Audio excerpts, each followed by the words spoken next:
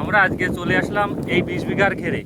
তো এইখানে আপনাদের যা দেখাতে যাচ্ছি, তো বিষয়টা হলো কি যে যারা চিংড়ি মাছ চাষ করে, আসলে চিংড়ি মাছ এই ধরনের আমাদের ডাকাতিয়া বিলের এই এই এই এই যে মাটিটা, এই মাটিটা খুবই মানে আঠাবিহীন, যে যার কারণে এই ঘেরে প্রতি বছর মাটি দেওয়ার কারণে এই মাটিটা পড়ে যায় এবং এই দেখেন যে এটা ঘাসযুক্ত মাটি, মানে এই মাটিতে কোনো কাজেই আসে না।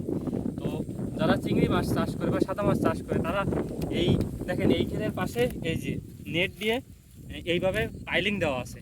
তো যারা চিংড়ি মাছ চাষ করে ডাকাতিয়ার বিলে, তো তারা এই ধরনের প্রযুক্তিটা দেখতে পারেন। এতে চিংড়ি মাছটা অনেক ভালো হয় এবং চিংড়ি মাছটা ঘের থেকে বাইরে যায় না, যে পাড় তলিয়ে গেলেও এই দেখেন এইখানে কত উঁচু করে নেট দেওয়া। তারপরেও আমরা যে ঘেরে আসছি, ইনি এবছর অনেকটাই স্বাবলম্বী, যে চিংড়ি মাছ এইটা দেওয়ার কারণে যে চিংড়ি মাছটা অনেক সুন্দর হয়েছে।